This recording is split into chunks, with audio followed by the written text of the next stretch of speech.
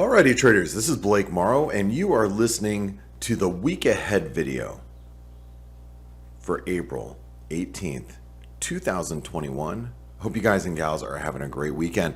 You know, I'm so excited to have you here. It is, we're seeing some some excitement that's happening through the weekend.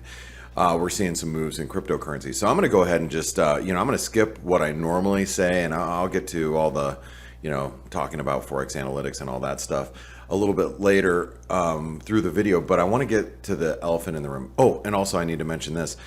Gregor Horvat is also going to add a piece of analysis to the end of my analysis. So please do not go anywhere. Gregor Horvat, he is our resident Elliott Wave Elliottician, if you will. And so you'll see him right here, Gregor Horvat.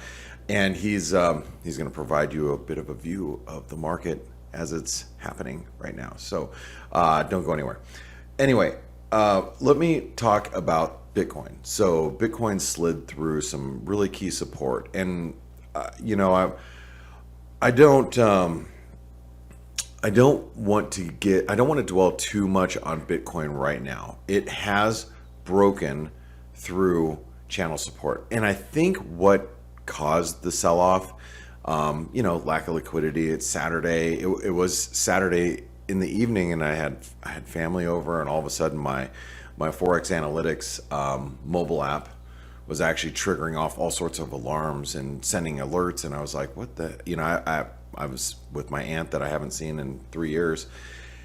She came in from out of town, and I ran over to the computer and to see what was going on. Well, I could actually pull up on the app, all the everything that was happening, but I wanted to go try to figure out why that, what might have triggered the news. From what it seems like, it's this headline says U.S. Treasury to charge several financial institutions for money laundering and using cryptocurrencies. That comes from various sources, and I think that's what created this little sell-off. Now, what happened, and what's more important, is the levels that we broke. And I hear a lot of people that are very bullish, cryptocurrencies, that are in the space, say, oh wow, hey, just remember Bitcoin's only at, we're just where we were at last week. Rightfully so. But what's more important, in my opinion, when you're looking at any asset, not necessarily Bitcoin, not necessarily Ethereum, or bonds, or the dollar, whatever else you're looking at, it's how it got there. It's not necessarily the price. The price only tells part of the story, right? The fact of the matter is, and let's not forget this, Bitcoin slid 15% in a few hours' time. Now, if you're an asset manager and you lose 15% of your value in in one part of your portfolio in that quick of a time, and then hours later,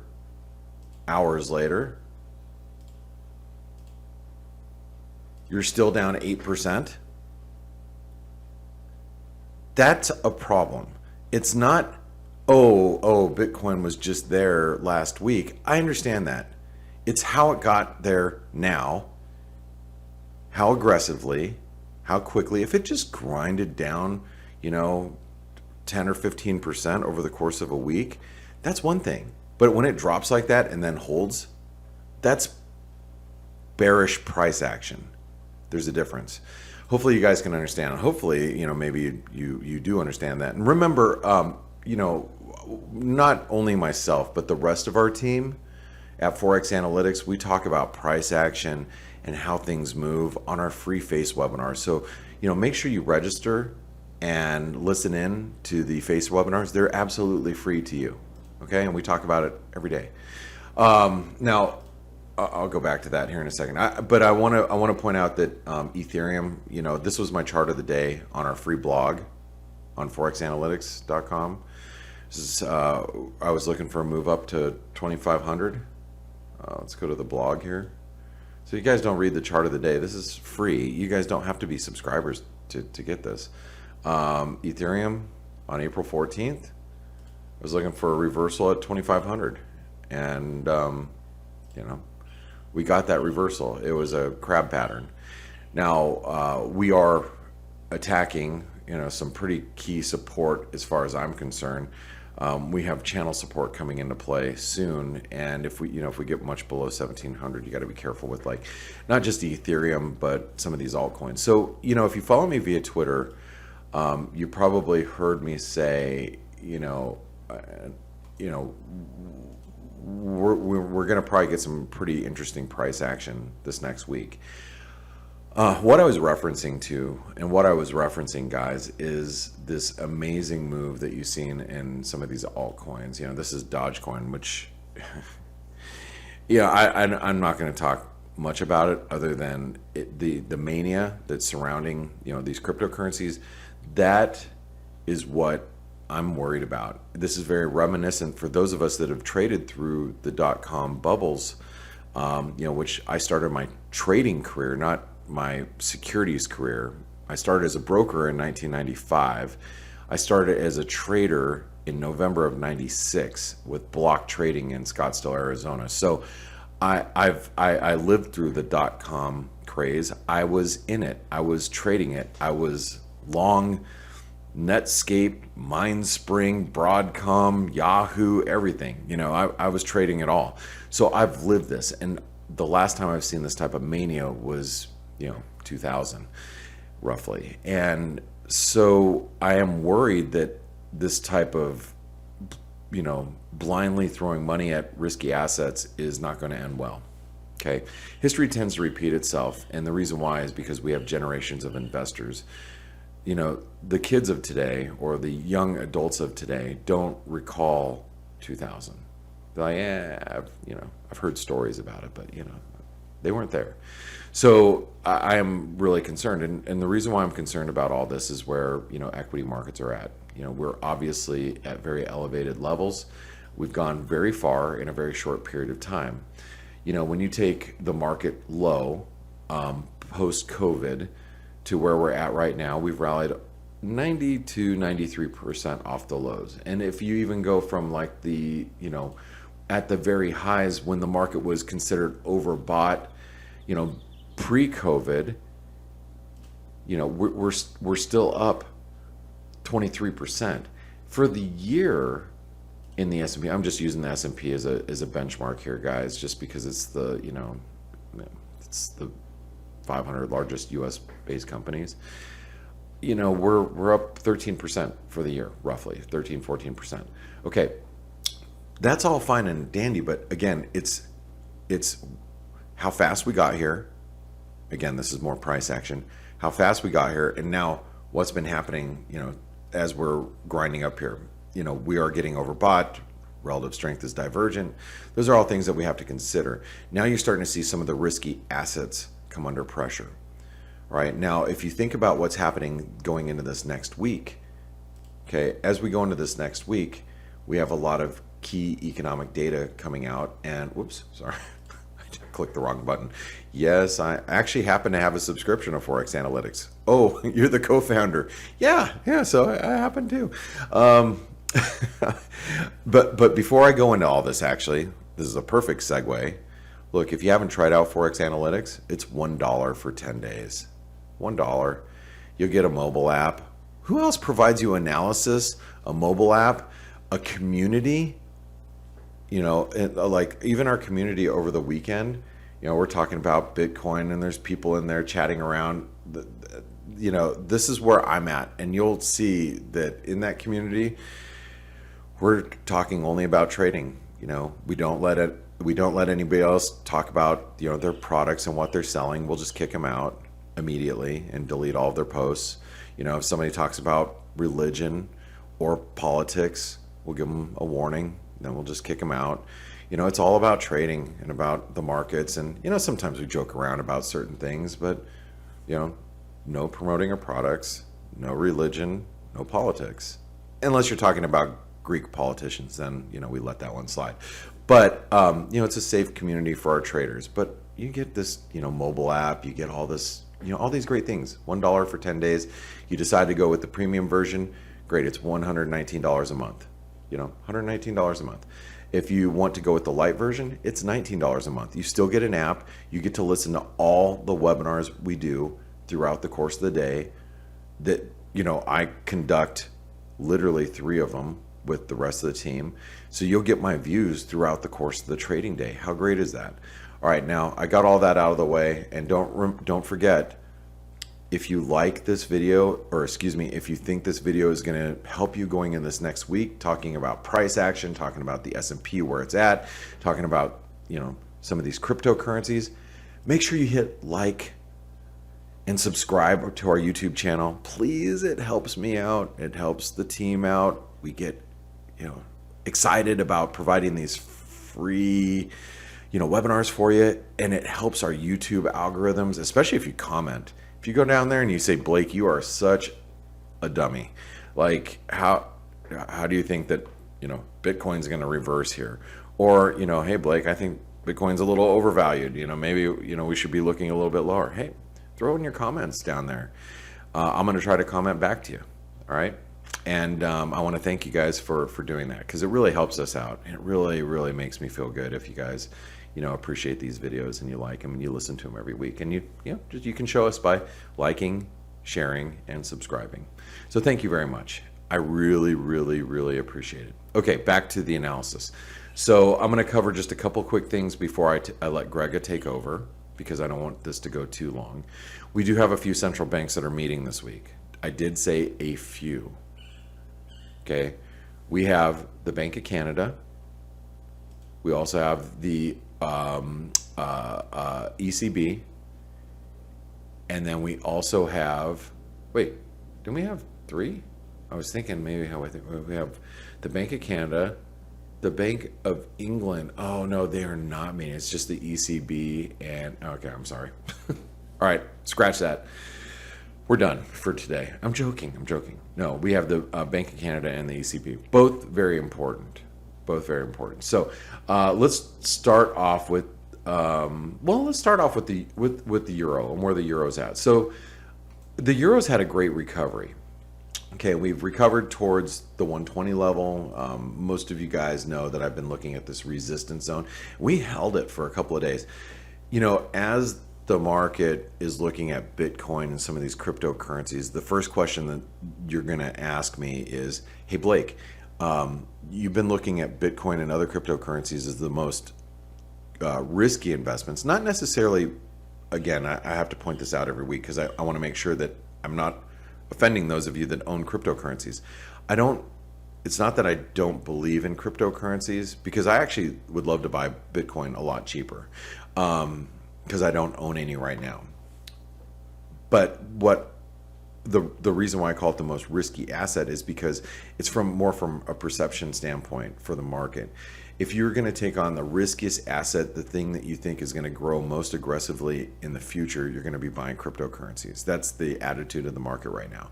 So if those are coming down, that is an alert to me that the market is not willing to take on a lot of risk. Now, I'm not bearish Bitcoin at the moment. I actually think that if we break 50,000, that's where things get a little, gnarly. And I think people around that 50,000 big figure level, they're going to get a little concerned. And then we start breaking 50,000, then we're going to start, coming on towards this 41,000 level. Okay. And then that's when you start, really shaking the confidence of longer term investors if you start breaking those like 50,000, 40,000 level. But we're not there yet. And it's not something that I necessarily am looking for at this very moment in time. But the question that you're going to ask me is this going to affect risk appetite? And my opinion is risk appetite is going to be on shaky ground going into this next week. So what that means for the currency market is that the dollar could strengthen near term.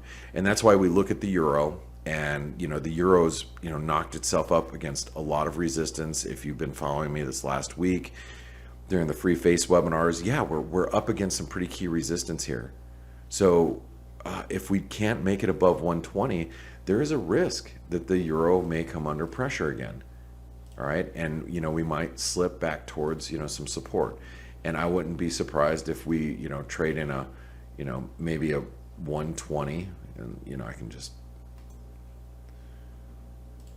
a 120 to 118 range near term.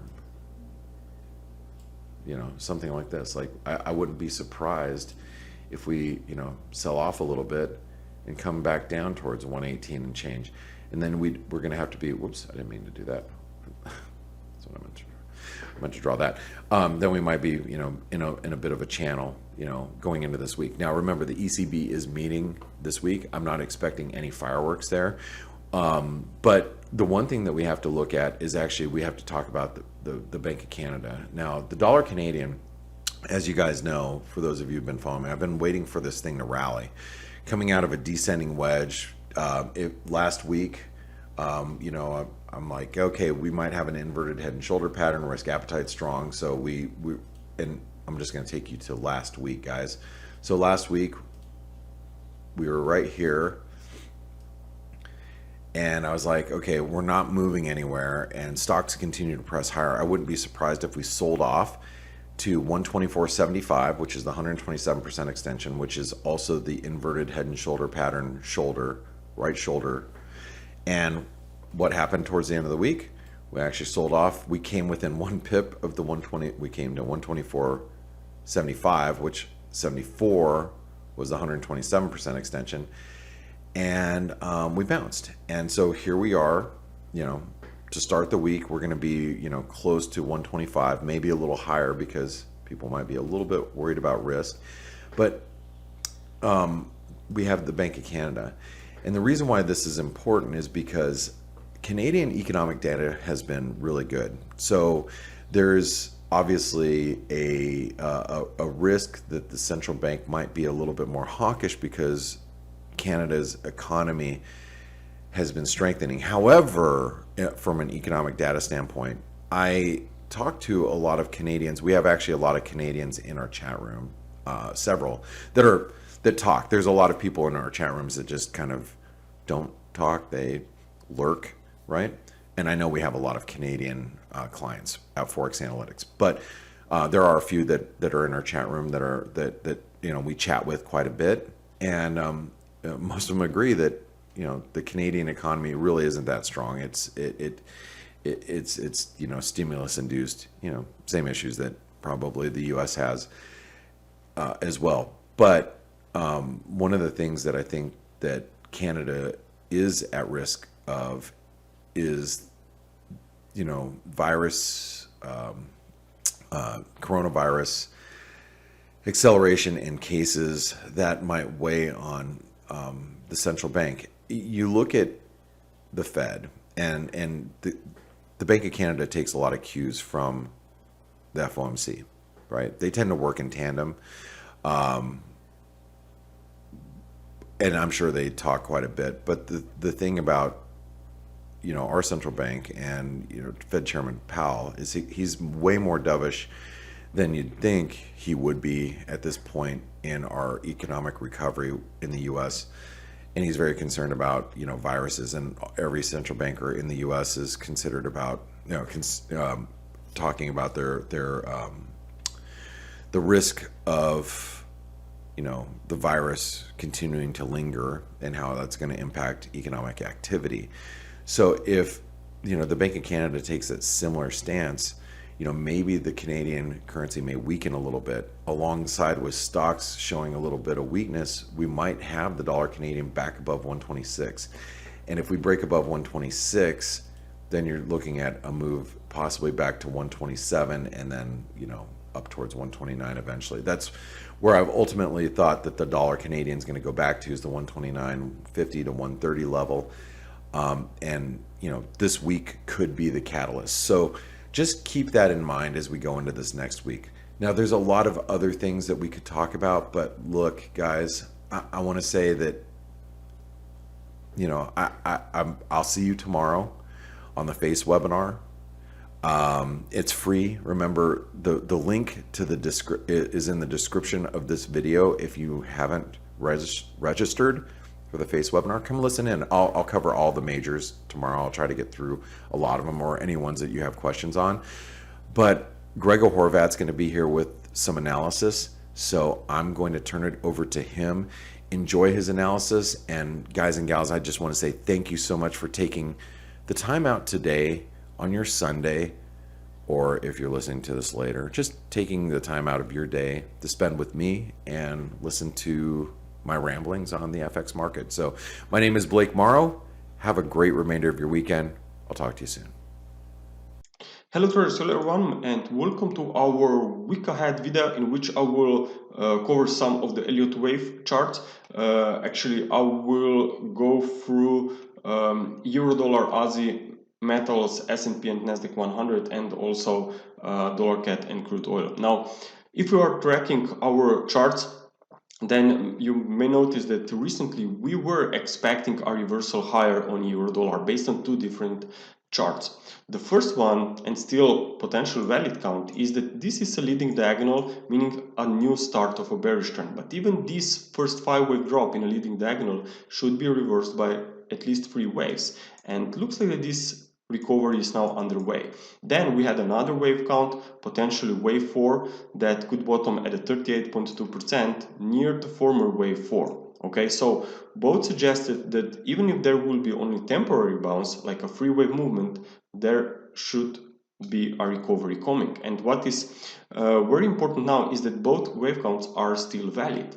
And even if this will transform into a 5-wave rise, when looking at this daily chart, or even if we see only a 3-wave rise, well, there is still room for more upside in the near future. So I'm watching this 4-hour time frame charts and I see very nice impulse here, now moving into a potential resistance. So maybe there can be some pullback in the next week or two, which could be a very nice opportunity on the long side based on two different wave counts. Even if this would be only wave C rise coming after this pullback or wave 3, I think that there is room for more upside.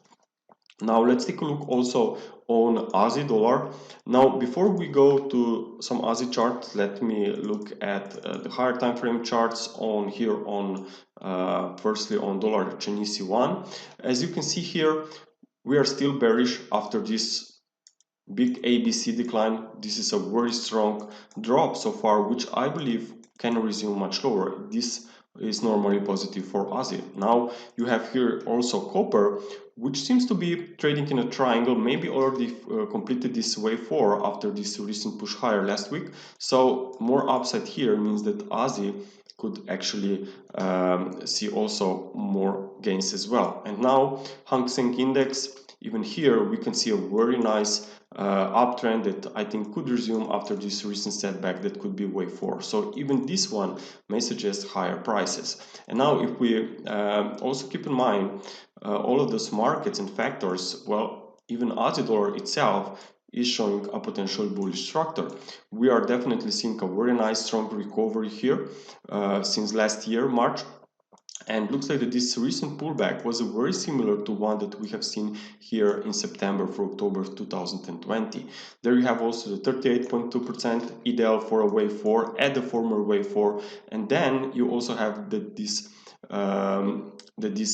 pullback was made by 3 waves. And you can see now also this broken trend line. So I think that there can be more upside coming in upcoming days. If that's the case, then obviously I want to see slightly more upside here on for our chart to make sure that we are in wave 3. So if we can move up into this resistance, then I would probably observe the pullbacks and will hunt some long entries. Now let's take a look also on metals. Now gold came to the downside in the last few months, and looks like that this trend line is very important for gold. Now this pullback was made with an overlapping price action, and since market stopped at this some support here when looking back at this June 2020 swing lows and this trend line, and also this lower parallel trend line of this corrective channel, I really think that we should be prepared for some more upside here in upcoming days, maybe even weeks. Now if we take a look also on silver, I'm observing actually two wave counts. Now the first count could be maybe a flat correction here that can be finished with an ending diagonal in wave C, and we are now breaking out. Or if we just will stay sideways here with no real bullish impulses, then this could also become a triangle if we see more sideways price action. But even this one suggests that there can be more upside coming later. So I think that gold and silver are also suggesting where we could be headed in dollar in general. Now let's take a look also on the S&P 500 and Nasdaq. Now the S&P 500 here is here on a daily is definitely bullish, but looking at some short-term swings, well, there can be some new pullbacks coming because we have from these March levels we have potentially 5 waves up. We are moving into some nice fib resistance here, so just be aware that it's priced a little bit too high, too overextended on the intraday chart, so just be aware of those pullbacks, which could be opportunities for new entries on the long side. Now the support that we should pay attention on is definitely the former wave 4 and even this wave 4 of 2 lesser degrees.